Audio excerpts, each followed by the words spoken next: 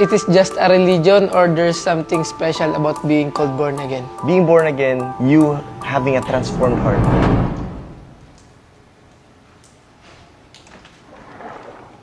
Oh, Scoop. Uy, Yung coach. isa ka dyan, parang, Nag-iisip lang ako, coach. ano yun? May umano sa isip ko eh. Ano yun? Paano ba pag sinabing born again? Ang lalim ng inisip. Yan ba inisip mo? Oo, coach.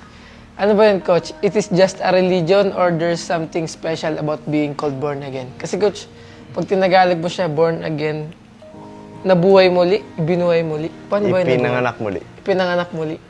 Oo. Paano ba yun, coach? Seryoso ba yung tanong mo? Oo po. Yan yung dahilan ba't yan dyan ka kanina Oo, ba? coach, iniisip Tara, ko. kuha ko ng puwan. Sige nga, coach.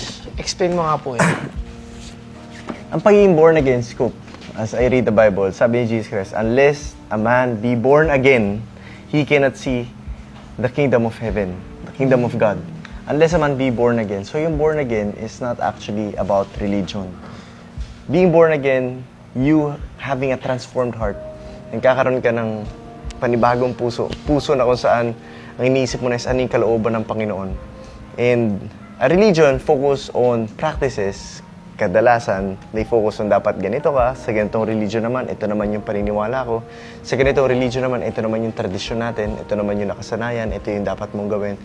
So, if it's about religion, supposed to be, dapat si Jesus Christ, isusupport niya yung mga Pharisees sa kung anong practices and traditions na nakasanayan nila. Dapat ganito ka, dapat ganyan ka, dapat ito ka.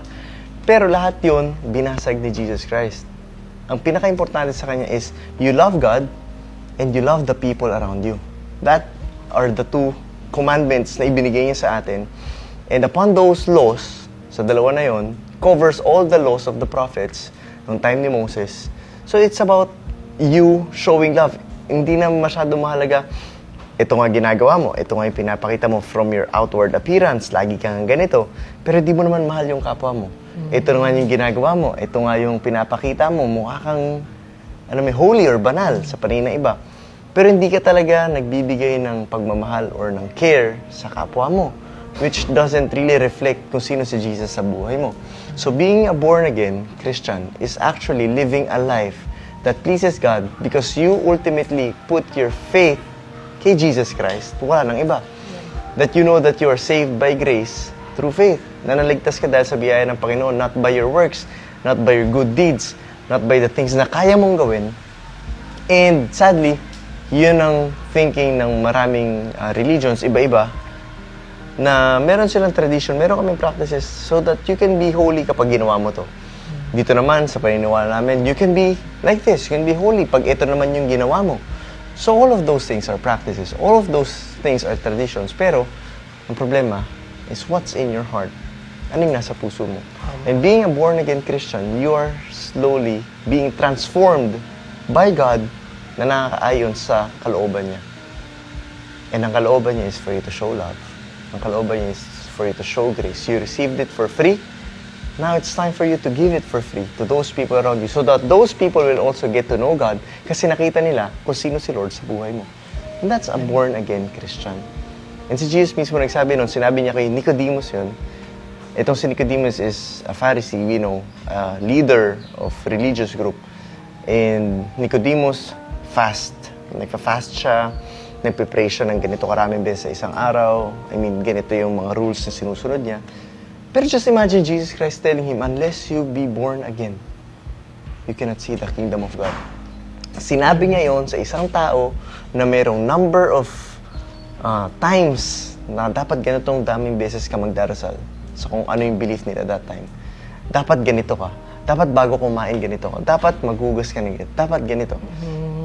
Pero sa kanya mismo sinabi ni Jesus Christ, unless you be born again, hanggat di ka ipanganak muli, not in flesh, but in spirit. Hindi sa kung paano ka pinanganak nung una kang ipinanganak. Pero in spirit. Because once you become born again, now you are connected with God. Now, ibig sabihin, you put your faith in Jesus Christ alone. Not by the things that you can do. Not by the things na pwede mong achieve. Kasi pwede may pag-ibang yun. And being a born-again Christian talks about your relationship with God. Amen. Na talagang sa Kanya ka lang nagtitiwala. Amen. So, I hope nasagot ko yung tanong mo. kung hindi ko man nasagot yung tanong mo, ipag-pray mo, nasagutin ni Lord yung tanong mo para mas maging Gets malinaw. po. Kasi importante, you always ask the wisdom of God sa kung paano niya sasagutin yung mga tanong natin. And if there are things na, alam mo yun, gumugulo sa'yo, pray for it. Amen. Thank you, Coach. Naisayang ko na kapag nag-iisa ka.